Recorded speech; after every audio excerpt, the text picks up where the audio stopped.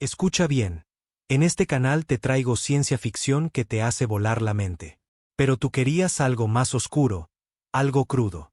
Así que creé un segundo canal totalmente nuevo, y ya está cargado con implacables historias de venganza, giros impactantes y finales tan intensos que te dejarán sin palabras.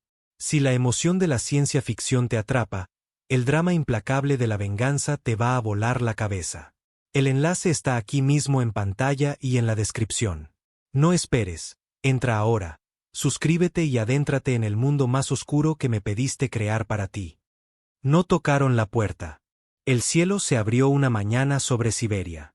No con un estruendo, no con un resplandor glorioso, sino en silencio.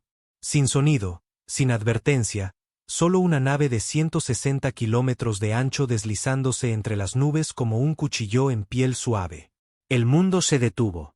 Al principio, la gente pensó que era un satélite averiado o el juguete espacial de algún multimillonario estrellándose contra la Tierra. Luego, la nave se movió.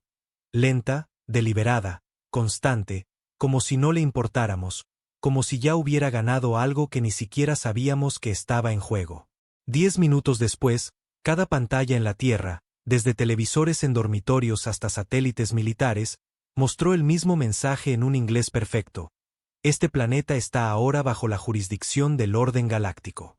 La rendición no es negociable. Sin explicaciones, sin diálogos, sin diplomacia, solo eso. La ONU se agitó como un hormiguero pateado. Los presentadores de noticias se atragantaron con sus guiones. Los líderes militares intentaron descifrar si era una broma o el comienzo del fin. La gente se amotinó, rezó. Algunos incluso celebraron, como si por fin fuéramos a obtener respuestas sobre el universo. Pero la mayoría, simplemente, estábamos atónitos. Luego llegó el segundo mensaje, transmitido solo a los canales militares del mundo. Pero se filtró. Por supuesto que sí.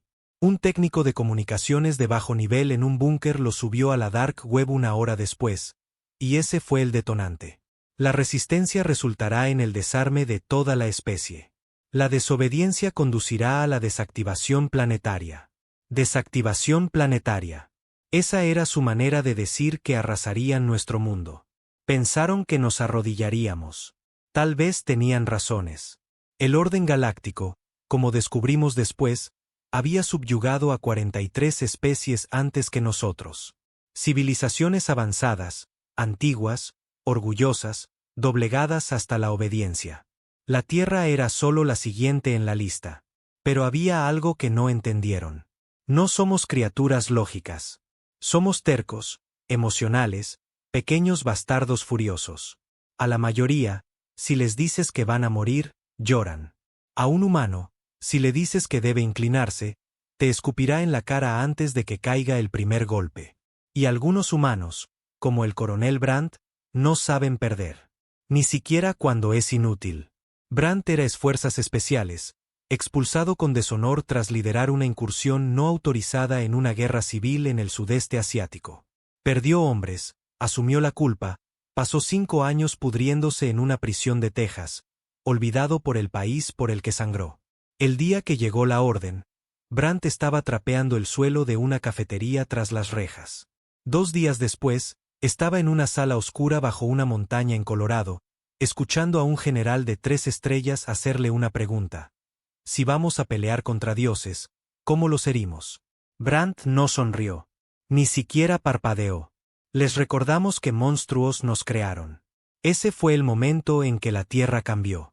Mientras los políticos suplicaban negociaciones y los civiles gritaban en las calles, unos pocos hombres se ocultaron, fuera de los registros, en la clandestinidad. La guerra de antaño. Esa donde nada es limpio y ninguna regla importa más que la supervivencia. Lo llamaron Proyecto Ceniza. Sin flotas, sin naves estelares sofisticadas, solo células pequeñas de operadores, científicos y hackers con una misión: descubrir cómo devolver el golpe con fuerza. Y mientras el mundo se preparaba para diálogos de paz, la primera sangre alienígena se derramó en el desierto de Mojave.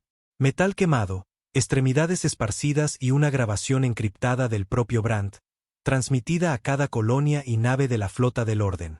¿Quieren rendición? Están mirando a la especie equivocada.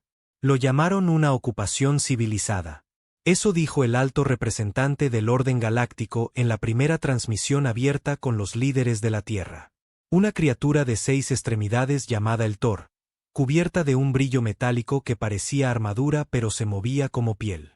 No parpadeó, no dudó, solo expuso su versión de la paz como un contador aburrido leyendo un informe. Su cultura será preservada en archivos. Su población será mantenida en hábitats regulados. Su planeta servirá como reserva biológica. Y sus recursos serán extraídos para beneficiar la unidad mayor de las estrellas. Preservados, mantenidos, regulados, como si fuéramos mascotas o exhibiciones en un zoológico galáctico. Los líderes mundiales intentaron razonar con él. El presidente de Estados Unidos, el premier de China, la canciller de Alemania, todos hablando con calma, claridad, respeto. El Thor ni siquiera respondió. Solo cortó la transmisión. Fue entonces cuando el orden comenzó lo que llamaron pruebas de cumplimiento. Escogieron 5 ciudades alrededor del mundo y enviaron sondas, objetos ovalados del tamaño de tanques, flotando en silencio. Cada una portaba un arma que no debía matar. Solo incapacitar. Paralizar. Recordarnos quién mandaba. Cayeron en Johannesburgo, Buenos Aires, Tokio, El Cairo y el corazón de Chicago. En 5 minutos, todos los dispositivos electrónicos en esas ciudades se apagaron. Autos chocaron, aviones cayeron del cielo, redes eléctricas colapsaron. La gente gritó mientras sus marcapasos fallaban, los ascensores se detenían a medio camino, la vida misma se pausaba. Fue como si Dios hubiera apagado un interruptor.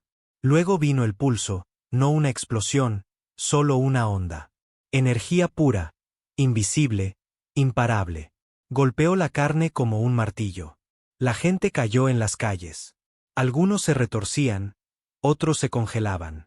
La mayoría simplemente colapsó, con los ojos abiertos, indefensos, paralizados pero vivos. El mensaje era simple. Esto es clemencia. La alternativa es la extinción. Pero cometieron un error. Pensaron que veríamos eso y nos rendiríamos. Creyeron que aceptaríamos el golpe, tragaríamos nuestro orgullo y nos inclinaríamos. No entendieron que en cada país, en cada vecindario, en cada callejón y campo de batalla, hay personas que viven para la pelea. Gente que ha sido golpeada toda su vida pero nunca aprendió a quebrarse. Hombres como Ramón Álvarez, un mecánico del sur de Chicago que vio a su hermano colapsar en la calle mientras el cielo ardía.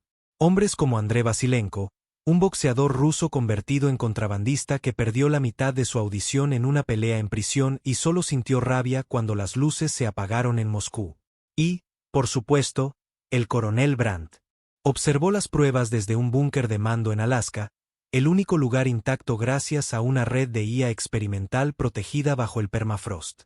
No gritó, no lloró, solo se quedó allí en silencio, con los brazos cruzados, la mandíbula tensa. Chicago fue un mensaje, murmuró uno de los científicos, con la voz temblorosa. Una advertencia, asintió Brandt.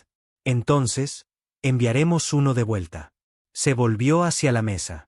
Sobre ella había discos duros, mapas antiguos, memorias USB codificadas, planos de tecnología robada de restos alienígenas. Todo reunido en una semana por mentes desesperadas trabajando en un silencio gélido. ¿Qué necesitas?, preguntó el general. Brandt no dudó. 5 hombres, una bomba nuclear y una forma de sacarla de este planeta. El general parpadeó. Eso es suicidio. La voz de Brandt no se alzó. Ni siquiera tembló. No, eso es la guerra. 3 semanas después, la Tierra tuvo su primera probada de venganza. El orden había establecido un relé de mando sobre el Pacífico, una estación flotante del tamaño de Manhattan, suspendida a 10 millas de altura, envuelta en campos de energía que desviaban rádares y satélites. Era el centro neurálgico de su control planetario. Pero lo que el orden no sabía era que la terquedad humana no es solo emocional, es táctica. Nos adaptamos, improvisamos, y cuando nos acorralan, nos ponemos creativos con nuestro odio. El equipo de Brandt fue bautizado como Unidad Fantasma. Todos fuera de los registros, muertos en papel. Cada uno tenía una sentencia de muerte, una baja deshonrosa o una condición médica que los habría descartado de cualquier misión cuerda. Pero la cordura no tenía lugar en esta guerra. Estaba Parker, el exingeniero naval que desmantelaba misiles balísticos por diversión. Griggs, un francotirador de los marines que resistió a una fuerza talibana durante 39 horas con un ojo y una rodilla destrozada. Tanaka, un hacker de Hon con que quemó sus propias huellas dactilares para desaparecer. McKean, un experto en demoliciones que voló una base de un cártel con lejía de cocina y una bomba improvisada. Y luego estaba Malik. A Brandt no le gustaba. Demasiado joven, demasiado arrogante. Pero el chico conocía la tecnología del orden mejor que nadie. Había pasado años interceptando señales alienígenas del espacio profundo. Incluso antes de la invasión, estaba loco. Pero era útil. Lo llamaban la cucaracha. Porque no importaba que le arrojaras, sobrevivía. La unidad fantasma no despegó en una lanzadera. No tenían una. En cambio, robaron una cápsula de carga de una instalación minera en Nueva Zelanda, la adaptaron con amortiguadores de pulso y la pegaron con cinta adhesiva a un misil ruso fuera de servicio. No era bonito. No era seguro. Pero funcionó. Despegaron durante una tormenta eléctrica. Los sensores del orden quedaron cegados por la estática atmosférica. La cápsula ascendió, atravesó las nubes y se dirigió a la estación como si fuera escombro de un satélite meteorológico. Y luego golpearon. La estación no se dio cuenta de lo que pasaba hasta que el casco fue perforado. El primer alienígena que vieron gritó con un sonido como metal rechinando contra hueso. Griggs le disparó 2 veces. No volvió a gritar. Plantaron la bomba nuclear en el núcleo del relé, conectada a un interruptor de presión ligado al pulso de Brandt. Él se quedó atrás. Los demás escaparon en cápsulas robadas, cayendo por la atmósfera como meteoros. Cuando el orden intentó recuperar el relé, encontraron a Brandt sentado allí, una mano en el pecho, la otra sosteniendo un cigarrillo humano. No dijo nada, solo sonrió. Y entonces la estación explotó. El estallido iluminó el cielo nocturno desde Tokio hasta Los Ángeles. La gente vitoreó, lloró, cayó de rodillas. El orden lo llamó un acto terrorista. Dijo que la humanidad había cruzado una línea. Que la paz ya no estaba sobre la mesa. Pero no nos importó, porque por primera vez en la historia, el mundo entero se sintió como una sola nación. No bajo una bandera, sino bajo fuego. Una nueva transmisión salió al aire desde un búnker en Islandia. Corta, brutal, cruda. La voz de una mujer, fuerte, firme, la única miembro del Consejo de la ONU con el valor de hablar libremente. No somos propiedad. No somos súbditos. Somos humanos. Y si eso significa extinción, que se escriba con sangre en sus estrellas. La guerra había comenzado, y la tierra estaba lista para quemar todo con tal de hacerles arrepentir haber venido. La retaliación fue rápida. Apenas 24 horas después de que la estación sobre el Pacífico explotara, el orden contraatacó, no con diplomacia, no con otra advertencia, sino con fuego. Quemaron Río. Comenzó con un zumbido agudo que atravesó todas las frecuencias de radio desde Sudamérica hasta el extremo de África. Los perros aullaron. Los pájaros cayeron en pleno vuelo.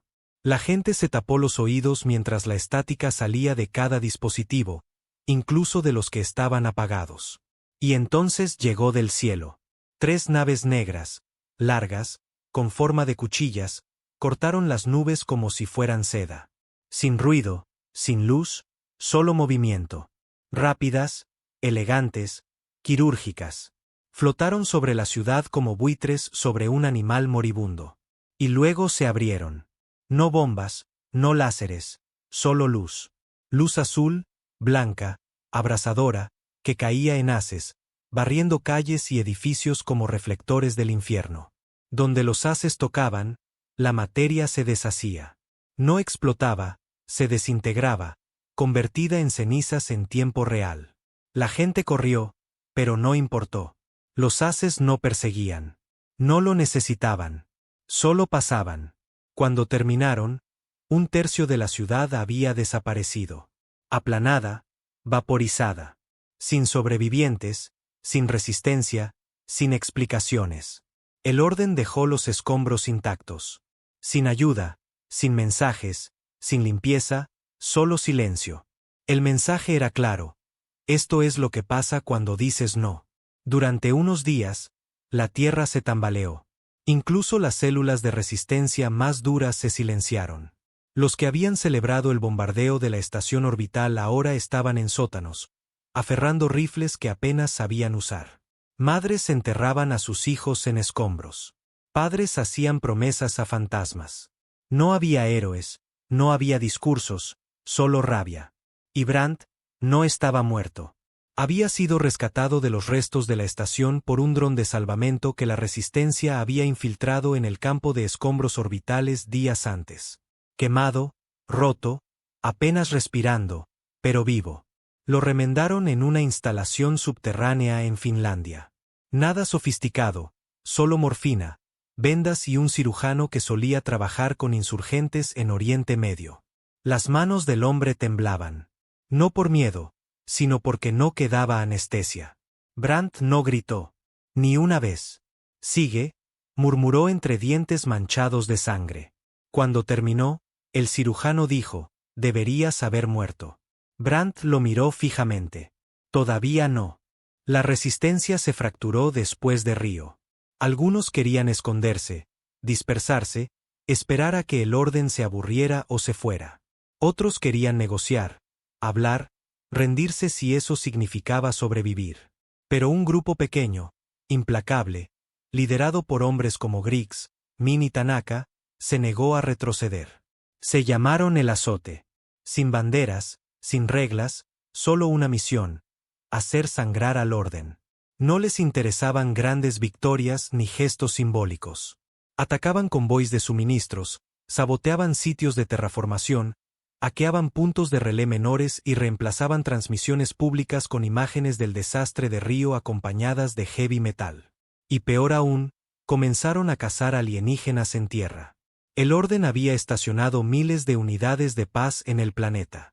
Soldados genéticamente modificados, creados en tanques, fusionados con armaduras que respondían a ondas cerebrales.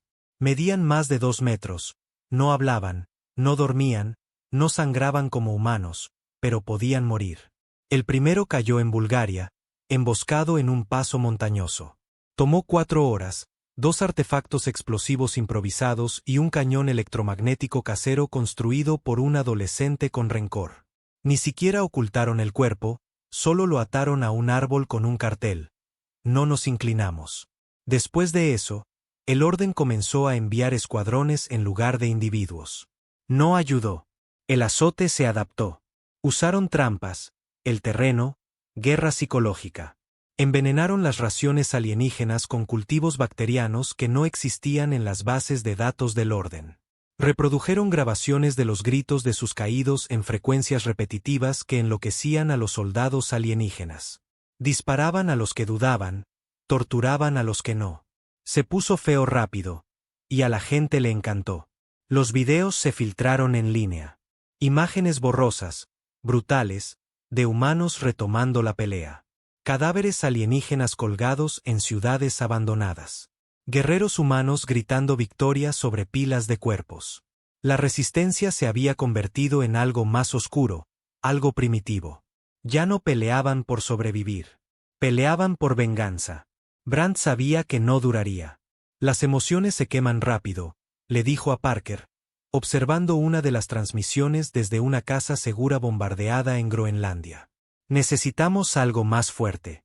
¿Cómo qué?, preguntó Parker. ¿Esperanza? No, murmuró Brandt. Odio. No lo dijo a la ligera. Lo dijo como los soldados hablan del olor a pólvora. Como los adictos hablan de la aguja. Algo que se queda en los huesos incluso cuando todo lo demás se ha ido. La esperanza se desvanece. El odio te mantiene afilado. Fue entonces cuando expuso el plan. Operación Ojo de Cristal. Idea simple.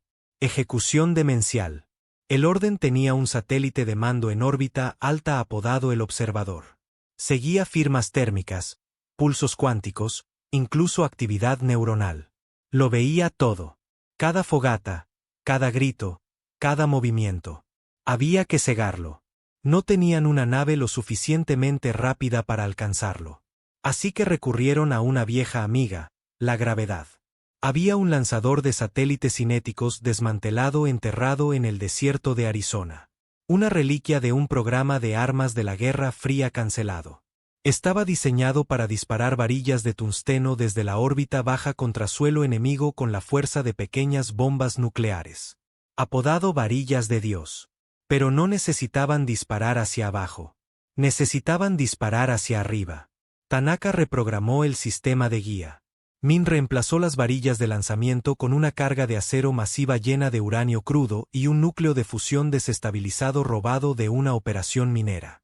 Convirtieron esa cosa en un cañón. Cuando lo lanzaron, el orden apenas reaccionó. El proyectil se movía lento, demasiado lento para ser considerado una amenaza, hasta que no lo fue. Cuando el observador lo detectó, la carga ya había alcanzado velocidad terminal.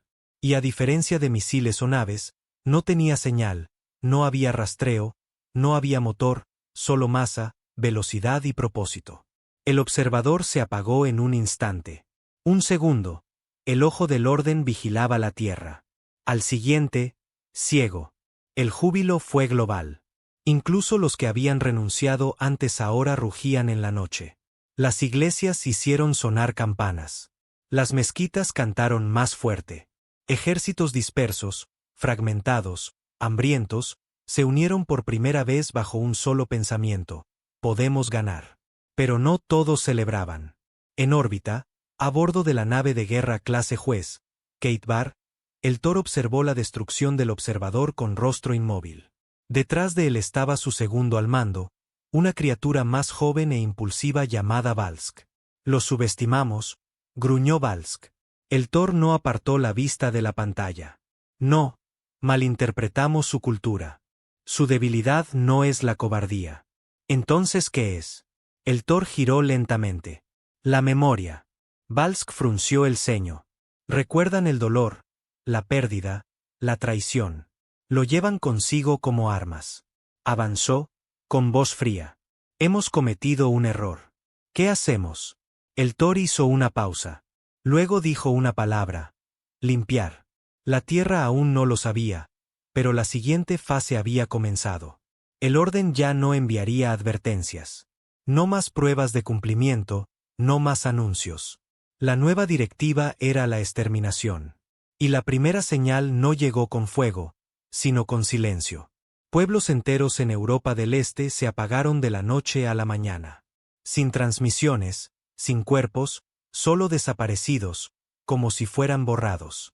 Las células de resistencia enviaron exploradores, pero ninguno regresó. Incluso los drones no volvieron.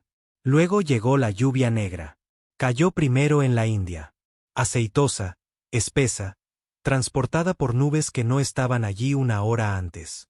Las personas que la tocaron comenzaron a toser, luego a vomitar, luego a gritar.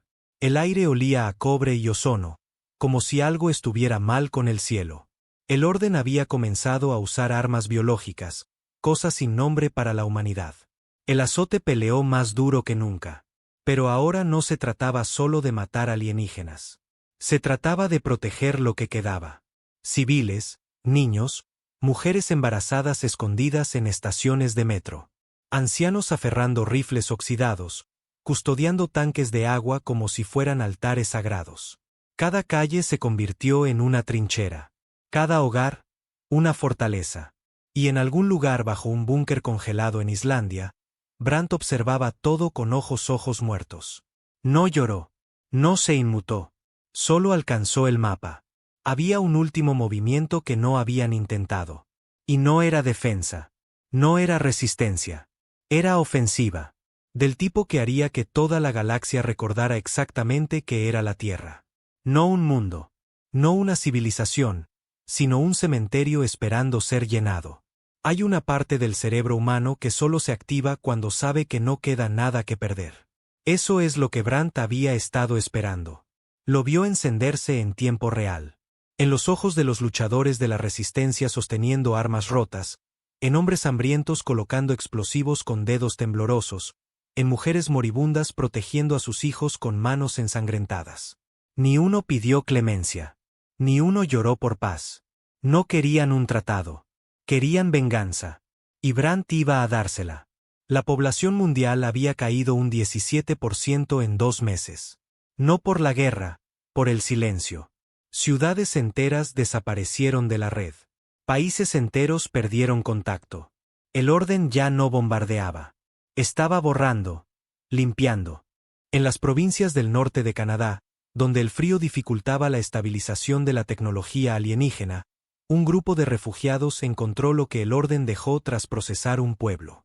No había cuerpos, solo un pozo, de 21 metros de ancho, perfectamente redondo, cubierto de cristal negro que vibraba al acercarse. Zumbaba, no como máquina, sino como algo vivo, algo que esperaba. Bajaron una cámara. Sin fondo, solo oscuridad. Ese metraje nunca llegó a los canales principales. Brandt se aseguró de eso, no porque quisiera ocultar la verdad, sino porque mostrarla habría matado la esperanza. Y la humanidad ya no necesitaba verdad. Necesitaba rabia. El plan ofensivo era simple en concepto y casi imposible en ejecución. Llevar la guerra fuera de la Tierra. Seguimos jugando a la defensiva, perdemos, dijo Brandt al Consejo de Resistencia restante, lo que quedaba de la ONU, la OTAN y células militares rebeldes que aún respondían a algo parecido a un mando. Los golpeamos en la cara, destruyen ciudades, pero si los golpeamos en el estómago, donde duele, sangran. Parker alzó una ceja. ¿Quieres decir en el espacio? Brandt asintió. No esperamos el próximo golpe desde la órbita. Vamos a su patio trasero, a sus líneas de suministro, sus depósitos de combustible, sus naves de investigación. Cortamos su logística, los dejamos hambrientos, los humillamos, les hacemos sentir miedo. Min gruñó. ¿Con qué naves? Apenas tenemos camiones funcionando. Brandt giró y señaló la pantalla. En ella, una imagen del orbitador K9, una plataforma minera de espacio profundo secreta que la Tierra lanzó 5 años antes de la invasión. Supuestamente perdida por recortes presupuestarios y silencio. Pero no estaba perdida. Solo se había ocultado, operada por IA, autorreparable, construida para la autonomía. Y aún estaba allí, flotando en un cinturón de asteroides silencioso, abandonada hasta ahora. Llamaron a la misión Fuego Celeste. Paso 1. Alcanzar el orbitador K9. Paso 2. Convertirlo en una nave de guerra. Paso 3. Llevar la pelea al espacio. Era suicida, pero habían dejado de preocuparse por sobrevivir. El K9 no estaba diseñado para la guerra, pero era resistente, blindado contra la radiación, equipado con láseres de corte industrial y alimentado por un núcleo de fusión que podría arrasar una ciudad si se descontrolaba. Era exactamente lo que necesitaban. Un arma contundente con alcance. El problema era llegar allí. No tenían cohetes funcionales. Lo que tenían eran restos, naves de carga abandonadas, globos meteorológicos, propulsores atmosféricos y un tubo de lanzamiento apenas operativo condenado por la NASA una década atrás. Tomó 2 semanas de ingeniería sin descanso para armarlo todo. Llamaron a la nave Viuda 1. Parecía el infierno. Un ataúd con motores, sin escudos, sin tren de aterrizaje, solo propulsores, tanques de oxígeno y un casco reforzado.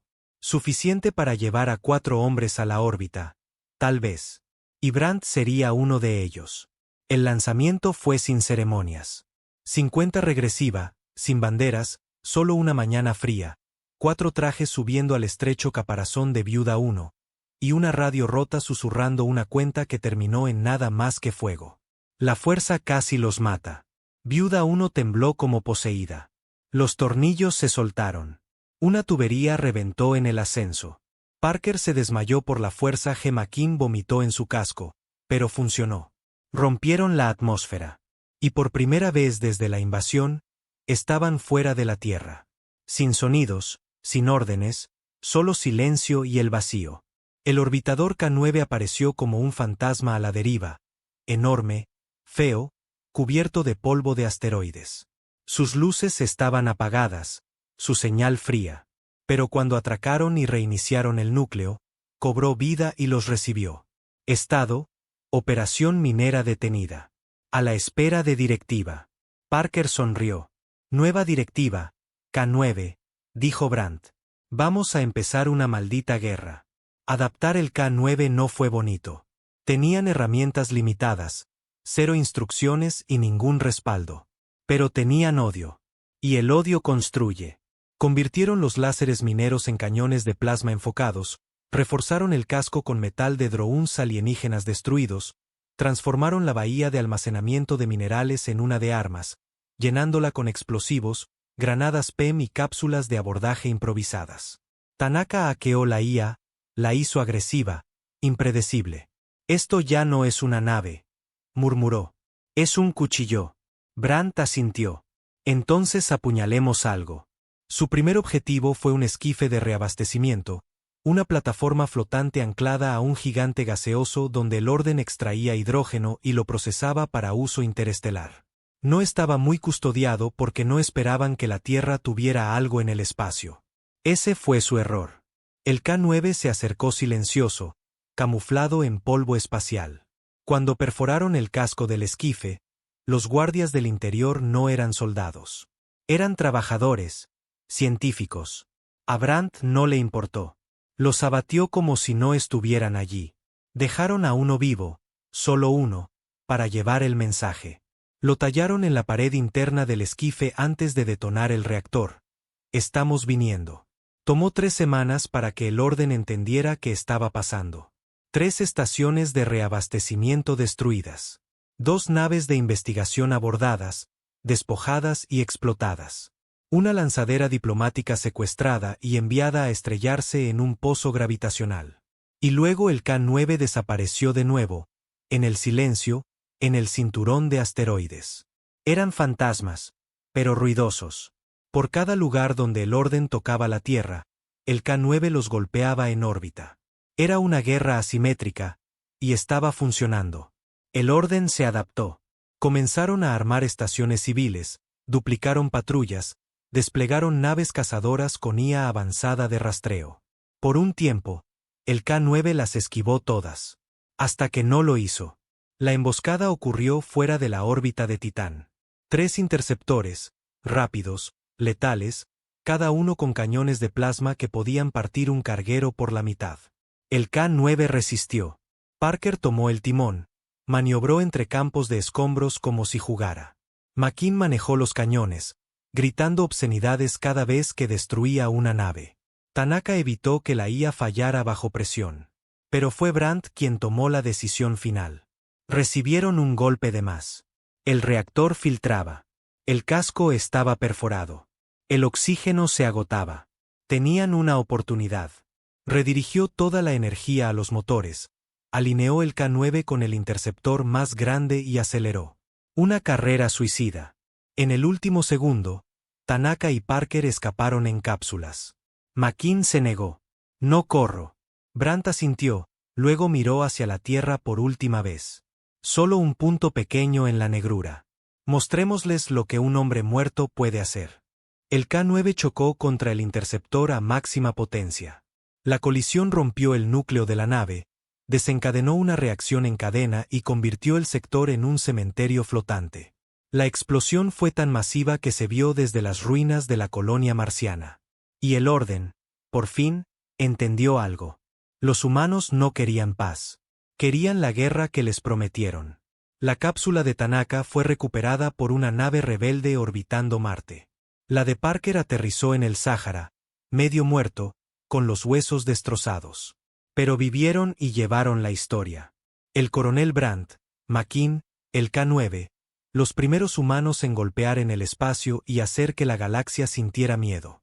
Sus nombres se grabaron en cada pared de los campamentos de resistencia, en cada base subterránea, en cada transmisión rebelde. Y cuando un niño le preguntaba a su madre, ¿qué pasa si los alienígenas regresan? La respuesta siempre era la misma. Entonces les mostramos lo que Brandt les mostró. La explosión sobre la órbita de Titán se vio desde cada rincón del sistema solar que aún tenía ojos para mirar. El K9 se había ido. Brandt y McKean eran polvo. Y con ellos, la primera nave de guerra de la humanidad había muerto, gritando hacia las estrellas. Pero las leyendas no terminan. Mutan. Se propagan como incendio forestal. Y eso fue exactamente lo que hizo el sacrificio de Brandt. Encendió la última fase de la transformación de la Tierra, de sobreviviente a verdugo. El cuerpo de Parker estaba destrozado cuando lo sacaron del Sáhara. La cápsula había golpeado el desierto a velocidad terminal, rebotó y cavó una zanja en la arena como un meteoro. Sus costillas estaban aplastadas, ambas piernas rotas, el ojo izquierdo perdido. Debería haber muerto. Pero hombres como Parker no mueren según lo planeado. Lo recompusieron en un contenedor de transporte convertido en unidad de trauma detrás de las líneas enemigas. El doctor dijo que nunca volvería a caminar. Parker solo lo miró, con la mandíbula cerrada con alambres, los ojos vacíos. Cuando finalmente le quitaron las restricciones, se arrastró por el suelo, se levantó contra una pared de acero usando un rifle roto como muleta y dijo una sola cosa: terminamos lo que Brandt comenzó. La muerte del K-9 no rompió la resistencia. La radicalizó. En todo el mundo, grupos que antes peleaban aislados ahora formaban redes. Ferrocarriles subterráneos de suministros. Rutas de contrabando de armas por ciudades destruidas. Incluso satélites rebeldes reactivados para transmitir mensajes encriptados entre búnkeres enterrados profundamente bajo la tierra. Y el nombre en boca de todos: Dientes de Viuda. Fue idea de Tanaka. El hacker que una vez quemó su propia identidad para escapar del sistema ahora era el arquitecto del arma más peligrosa de la Tierra. Si el orden quería exterminio, la Tierra les daría un funeral. Dientes de Viuda no era una nave. No era una flota. No era un satélite, un arma o un enjambre de drones. Era muchas cosas unidas con cinta adhesiva en la oscuridad del último aliento de la Tierra. El núcleo era el Arca, un buque minero de aguas profundas a medio terminar, abandonado en la Antártida tras el colapso presupuestario. Su casco estaba sellado contra la presión, impulsado por fusión y difícil de rastrear por sensores orbitales. Tanaka lo convirtió en un centro de guerra furtivo. A bordo, 5 núcleos nucleares, 1000 rondas PEM, armas químicas prohibidas por todos los tratados conocidos y algo peor, el protocolo Colmillo. Nunca dijeron qué era. Incluso la mayoría de los luchadores de la resistencia no lo sabían. Solo les dijeron esto: cuando Dientes de Viuda abra la boca, la galaxia se ahogará en sangre. Mientras tanto, el orden sangraba. Ya no podían controlar la Tierra por completo. Cada puesto avanzado estaba bajo asedio. Cada relé hackeado. Cada dron interceptado. Intentaron traer refuerzos de los sistemas más cercanos, pero los convoys seguían desapareciendo. Flotas enteras perdidas en el espacio oscuro. Porque Parker no había terminado. No podía pelear como antes. Apenas podía caminar. Pero su mente seguía afilada como navaja. Se convirtió en el general, el fantasma en la máquina, comandando desde lo profundo bajo tierra. Su voz era cortante, fría, sin un destello de esperanza. No lideraba por la paz. Lideraba por venganza. No quiero rendición, dijo en una transmisión. Quiero sus huesos apilados tan altos que tapen sus propios soles. Fue entonces cuando el orden desplegó a los carniceros. Eran la respuesta a la resistencia humana. Genéticamente perfectos. 2,30 metros de armadura exoesquelética reforzada fusionada con tejido muscular. No dormían. No comían. No preguntaban. Cazaban. La primera ola aterrizó en Ciudad de México, lo que quedaba de ella. Destrozaron las células de resistencia como una plaga de acero. No solo mataban, lo filmaban. Querían que la humanidad viera, que temiera. Y por un momento, funcionó. La gente dejó de hablar. Las transmisiones se silenciaron. Los refugiados se dispersaron en la naturaleza. Familias enteras tomaron veneno antes de que los carniceros se acercaran. Pero un video lo cambió todo. Una célula en Kazajistán fue descubierta. 6 personas atrapadas en un almacén. Sin salida, sin refuerzos. Un carnicero aterrizó en el tejado y atravesó el acero como papel. Todos pensaron que era el fin. Entonces la transmisión falló. Chispas, gritos, luego silencio. La cámara finalmente volvió a encenderse. La imagen era borrosa, polvorienta, pero clara. La cabeza del carnicero estaba empalada en una viga de acero oxidada. Sangre, su sangre, negra y espesa, empapaba el suelo. Los humanos estaban muertos. Sí, pero lo habían matado. Sin tecnología, sin apoyo aéreo, solo rabia, desesperación y una tubería afilada atravesando su mandíbula. El video se volvió viral en todas las redes de resistencia. Se convirtió en un cántico pintado en paredes, grabado en cascos: pueden morir. Ahora la tierra cazaba de vuelta. El azote se reformó. Más grande, más cruel, mejor armado. Parker comenzó a coordinar incursiones multicontinentales desde búnkeres forrados de plomo y silencio. Atacaban los desembarcos de carniceros antes de que tocaran tierra, ponían trampas en ciudades, atraían escuadrones a túneles llenos de termita, desarrollaban armas bacterianas que infectaban el tejido sintético de los carniceros y causaban bloqueo neuronal. Y cada vez que uno caía, no solo celebraban. Exhibían el cuerpo, clavado en paredes, cabezas en estacas, un recordatorio: la tierra ya no era presa. Entonces Dientes de Viuda mordió. El orden no supo de dónde vino el golpe. Los sensores detectaron actividad sísmica en el Océano Índico, pero estaba demasiado profundo para rastrearlo. Solo otro temblor. Nada especial hasta que 10 instalaciones orbitales explotaron simultáneamente. No disparadas, no bombardeadas, sobrecargadas desde dentro.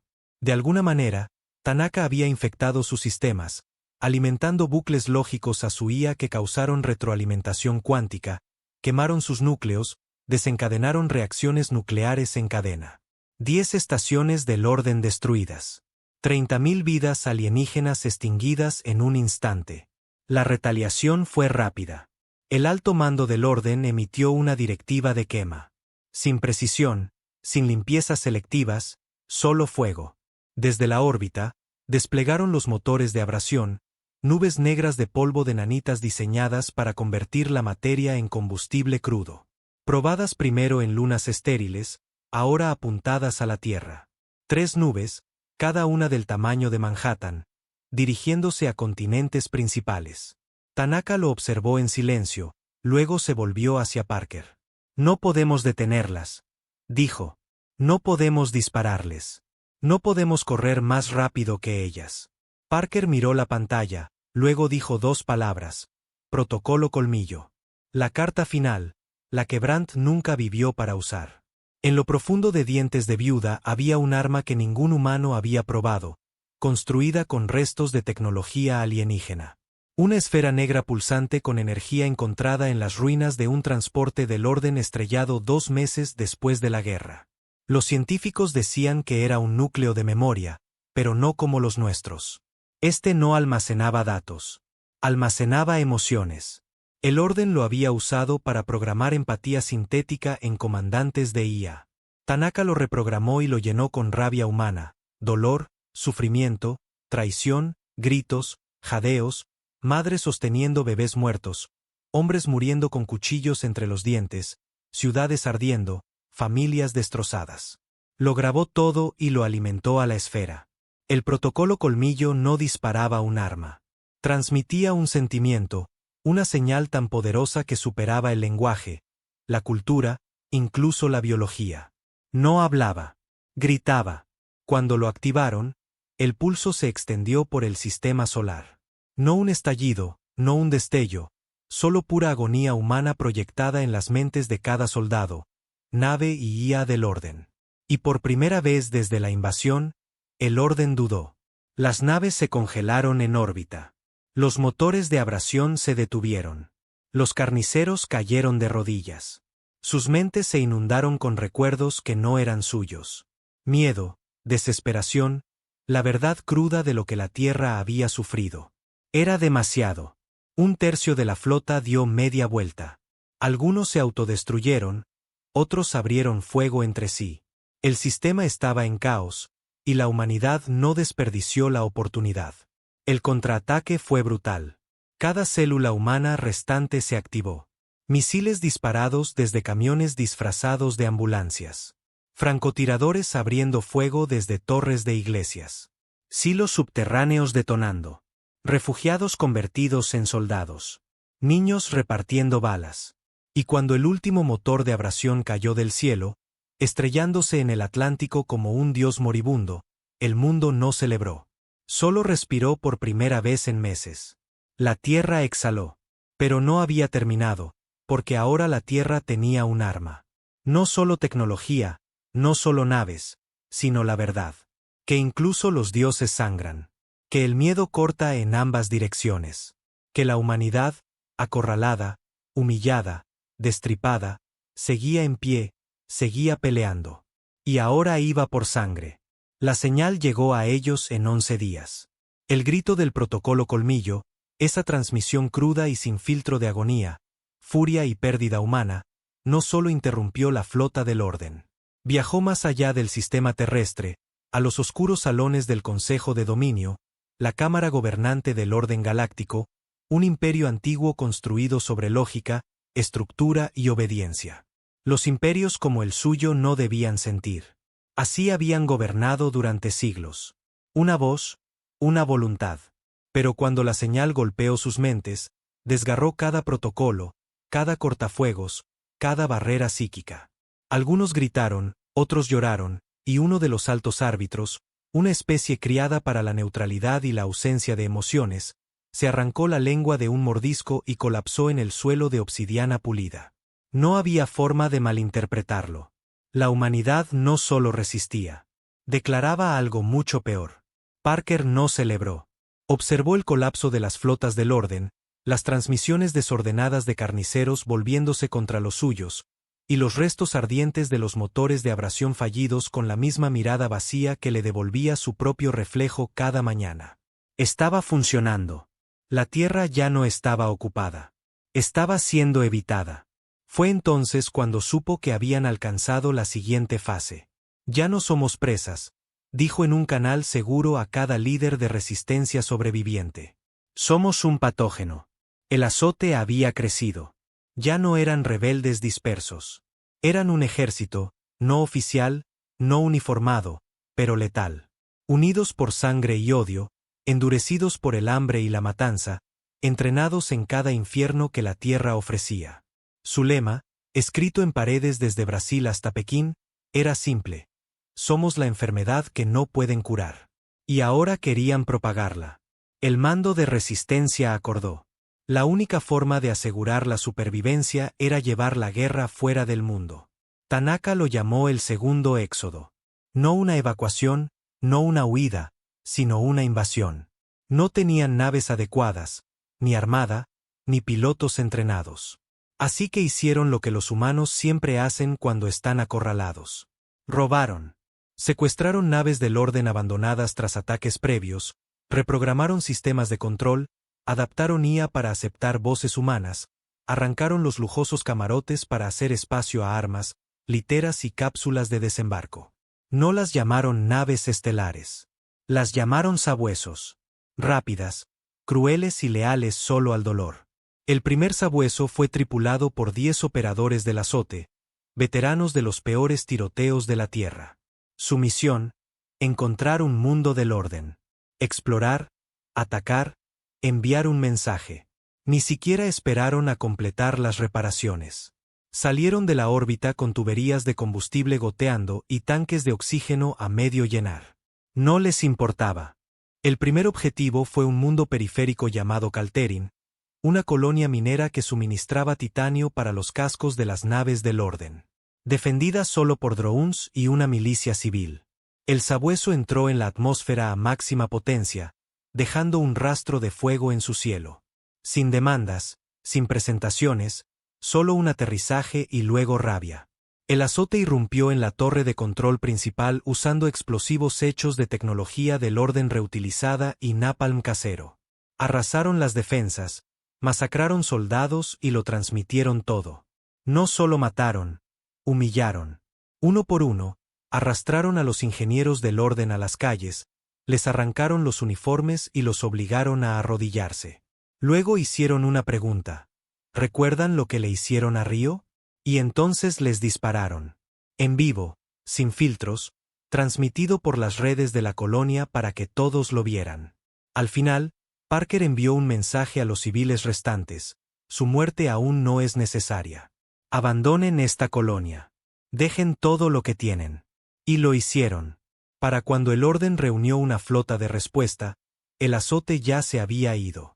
Pero dejaron un cráter donde solía estar el reactor principal, y en su centro, una estaca de acero sosteniendo los restos de la bandera del orden, quemada, empapada en sangre. La reacción del orden fue desorganizada. Su imperio no estaba diseñado para manejar insurgencias, mucho menos terrorismo planetario a gran escala. Funcionaban con orden, no con caos. Y la Tierra se había convertido en el caos encarnado. Por primera vez, sistemas cercanos a la Tierra comenzaron a separarse del orden, no porque apoyaran a la humanidad, sino porque temían lo que venía. Intentaron civilizarlos, dijo un comandante rebelde en una transmisión clasificada. Intentaron contenerlos, pero no los quebraron, y ahora se han convertido en algo peor. Se han convertido en nosotros, sin reglas. Mientras tanto, en la Tierra, Parker preparaba la siguiente ola. La flota Carryan. 5 naves, apenas aptas para el espacio. Un mosaico de restos del orden, ingeniería humana y desesperación. Cada una nombrada por una ciudad destruida por el orden. Río, Varsovia, Johannesburgo, Chicago, Manila. No eran solo naves. Eran barcazas funerarias. Cada una cargada con soldados que lo habían perdido todo. Algunos eran niños durante la invasión. Otros, prisioneros liberados bajo una condición: pelear o volver a la oscuridad. Sin manuales de entrenamiento, sin medallas, solo una instrucción: encuentren un objetivo. No dejen nada vivo. El segundo mundo que atacaron fue diferente. Har, no un puesto militar, sino un archivo cultural. Un planeta biblioteca sagrado lleno de arte, música y registros filosóficos de una docena de especies. El tipo de mundo que la humanidad alguna vez habría protegido. Pero esta no era esa clase de guerra. Parker dio la orden él mismo: quémenlo. El azote aterrizó en cápsulas de desembarco. Sin comunicaciones, sin discursos, solo matanza. Los eruditos del orden suplicaron, enviaron códigos de rendición, ofrecieron acceso a registros de la historia galáctica. No importó. Lo incendiaron todo. Cada edificio, cada obra de arte, cada símbolo del orgullo del orden. En una transmisión, un oficial del azote miró directamente a la cámara, con sangre en el rostro, y dijo: así se siente recordar. Parker observó la transmisión desde un búnker de concreto en los Alpes. Sus manos temblaban, no de arrepentimiento, sino por el peso de la siguiente decisión. Tanaka entró, con nueva información. Otro mundo del orden, uno más grande. Un centro de comunicaciones que conectaba 3 sectores, custodiado por 2 naves capitales. Tanaka esperaba que Parker planeara, que esperara. En cambio, Parker solo dijo: envía a Viuda 2. Viuda 2 no era como las otras. No era rápida. No era bonita. Era una colonia minera reutilizada, un asteroide móvil con propulsores soldados a su núcleo. Se movía a paso de tortuga, pero dentro llevaba 50.000 toneladas de explosivos. Y en su corazón, otro núcleo emocional. No solo dolor. Este estaba lleno de venganza.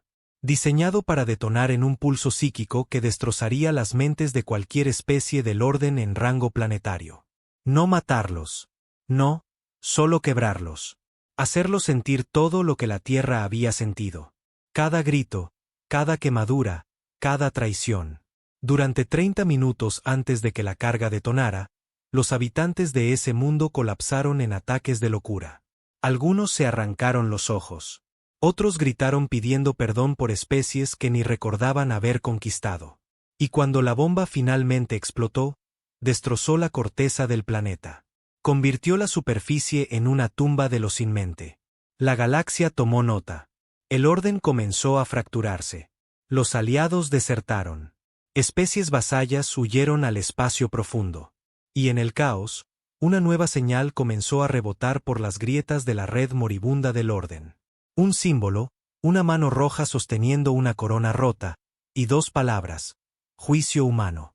En la Tierra, Tanaka estaba frente a las ruinas del antiguo edificio de las Naciones Unidas. Caía nieve.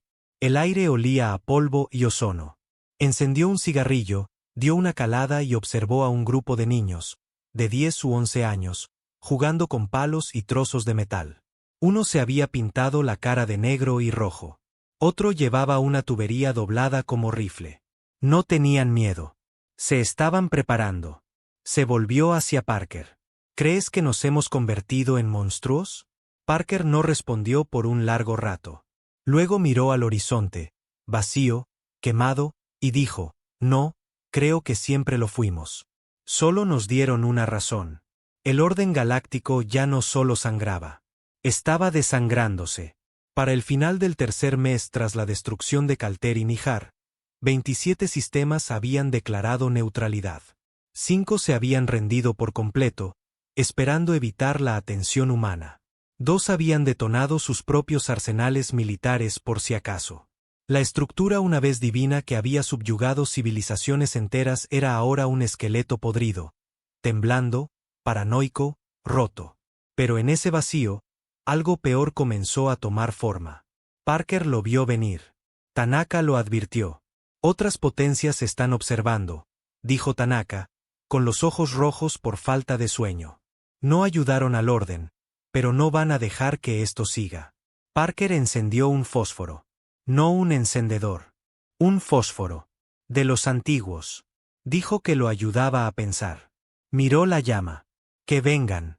Vinieron, pero no con naves de guerra, no con soldados, no con bombas. Vinieron como observadores. La Unión Velada, una raza de entidades cristalinas que afirmaban haber mapeado el espectro emocional del universo conocido, envió una nave emisaria a orbitar la Tierra. No aterrizó. No pidió permiso. Solo flotó, pulsante, observando. La colmena Neyar, insectoides con inteligencia colectiva, comenzó a transmitir sus pensamientos directamente a frecuencias abiertas. No hemos visto una retaliación tan sostenida en 1000 ciclos. Esta especie recuerda el dolor como una religión. Y luego estaban los Drans. Humanoides, más antiguos que el orden, silenciosos durante siglos, nunca interferían, nunca se aliaban, pero tenían poder. Y cuando se movían, los imperios temblaban. Enviaron una sonda a la órbita terrestre. Dentro, un mensaje tallado en el metal en un inglés perfecto. Se están convirtiendo en lo que odiaban. ¿Están seguros de querer seguir? Parker lo leyó una vez. No se inmutó. Se lo entregó a Tanaka y dijo: talla esto en una bala. El azote no se detuvo. Para entonces, tenían nombres, comandantes, rostros, conteos de muertes. Estaba Marín, el fantasma de Manila, un explorador con un solo ojo que podía infiltrarse en una base, degollar a 20 y desaparecer antes del primer grito. Santos, un expolicía brasileño convertido en carnicero de la resistencia, cuyo equipo usaba lanzallamas en nidos del orden y luego tocaba nanas por los comunicadores mientras los cuerpos se cocían. Red, una chica de no más de 16 años, que manipuló un satélite de transmisión para reproducir los gritos de los muertos del orden en sus propias flotas durante la batalla. Y todos respondían a una sola voz: Parker. Para la galaxia, ahora era más mito que hombre. Para la Tierra, era un símbolo, no de esperanza, sino de ira. Pero los Drans no observaban por deporte. Estaban calculando. Su propia historia estaba llena de rebeliones fallidas, guerras civiles, levantamientos, genocidios. Habían visto las señales antes, pero no así. Los humanos no solo contraatacaban. Multiplicaban su ira. Cada muerte los hacía más ruidosos. Cada pérdida los hacía más inteligentes.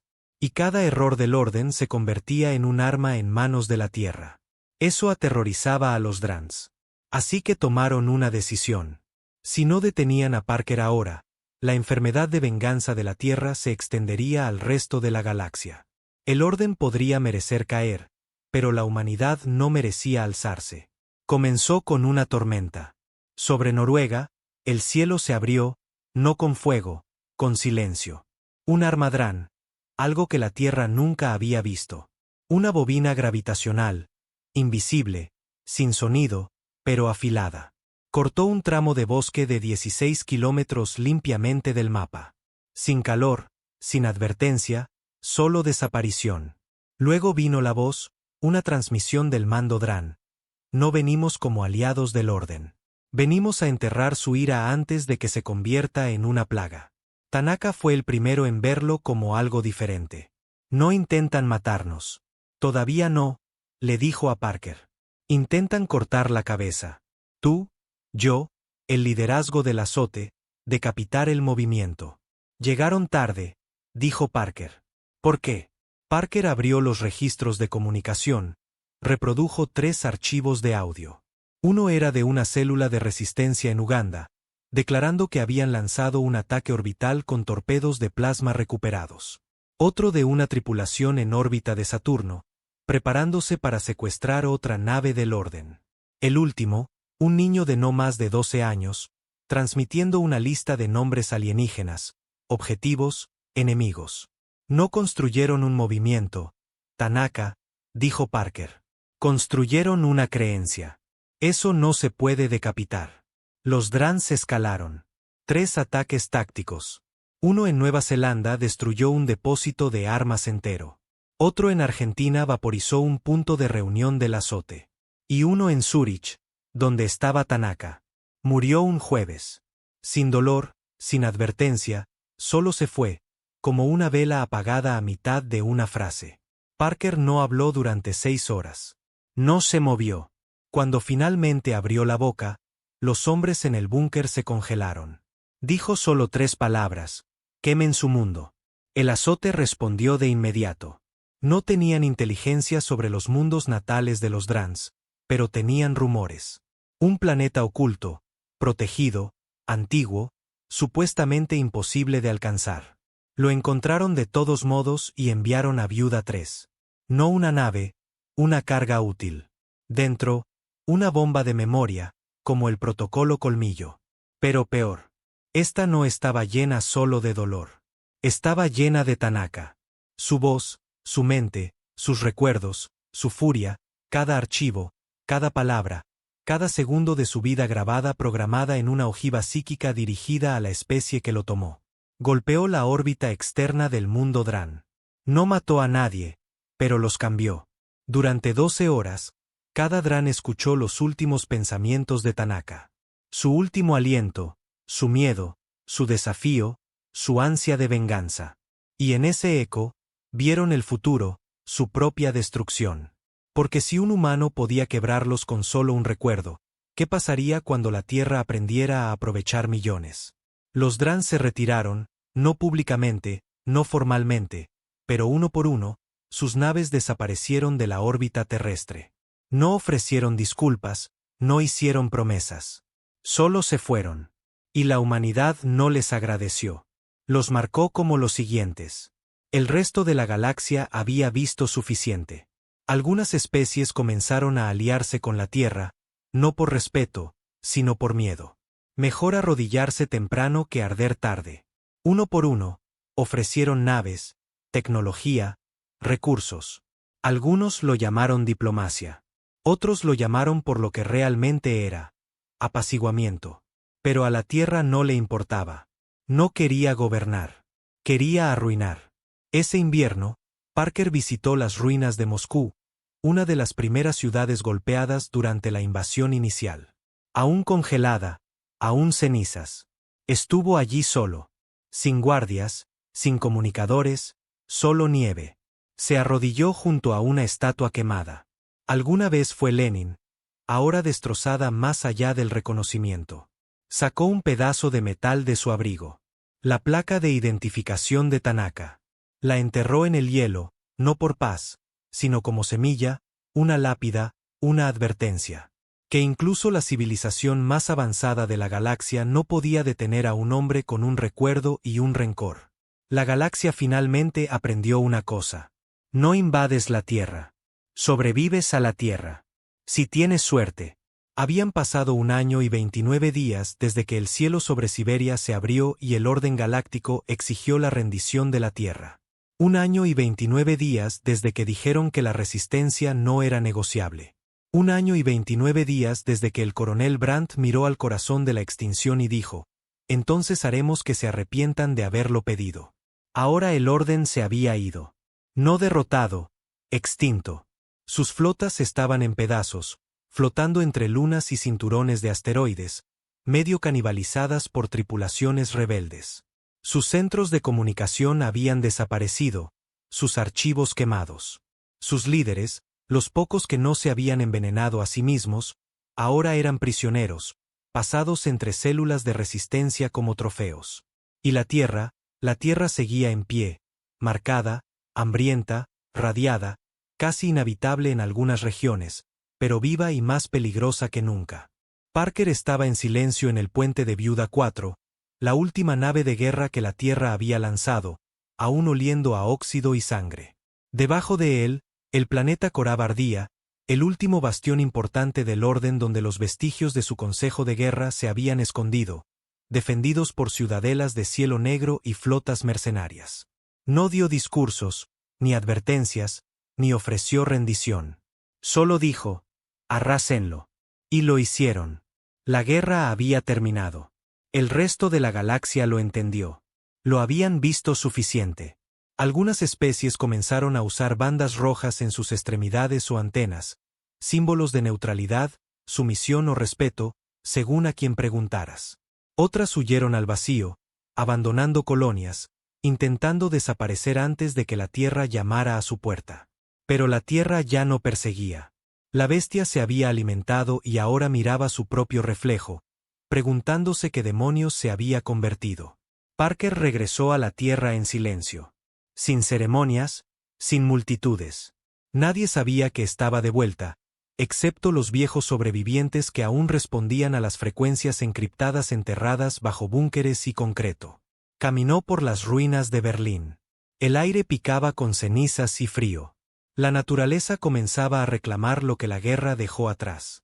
Maleza trepando por mármol agrietado. Cuervos anidando en catedrales colapsadas.